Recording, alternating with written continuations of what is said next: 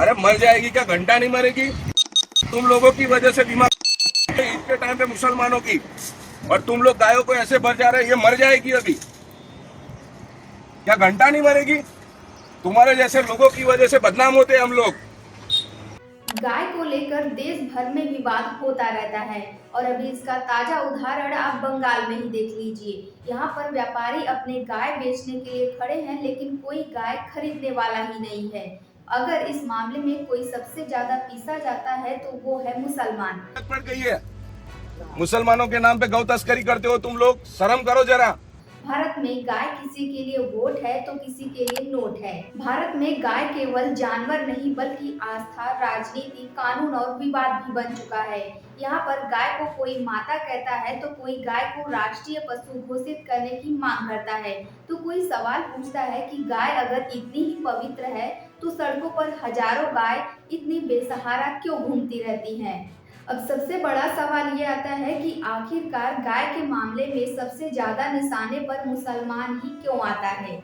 आज बात करेंगे गाय को राष्ट्रीय पशु बनाने की मांग की, बीफ पॉलिटिक्स की, गौ हत्या की और मॉब लिंचिंग की। अभी भारत का राष्ट्रीय पशु बंगाल टाइगर है, लेकिन कई वर्षों से संत, हिंदू संगठन और अब बड़ी संख्या में मुस्लिम समाज भी गाय को राष्ट्रीय पशु बनाने की मांग कर रहे हैं। आखिरकार गाय को राष्ट्रीय पशु क्यों बनाना चाहते हैं? तो इसका कारण है कि हिंदू धर्म में गाय को काफी पवित्र माना जाता है और लोग गाय को गाय माता भी कहते हैं। भाजपा सहित कई हिंदू संगठन गौरक्षा को भारतीय संस्कृति से जोड़ते हैं, इसलिए उनका कहना है कि भारत में करोड़ों लोग गाय की पूजा करते हैं, इसीलिए भारत में गाय को राष्ट्रीय पशु घोषित करना चाहिए। लेकिन आप सच्चाई भी सुन लीजिए, भारत एक विविधताओं वाला देश है। यहाँ पर कई राज्यों में बीफ खाया जाता है। पूर्वोत्तर भारत के अधिकांश राज्यों में बीफ का सेवन किया जाता है, यानी जिस गाय को एक वर्ग पूजता है वही कुछ लोगों के खाने पीने का हिस्सा है।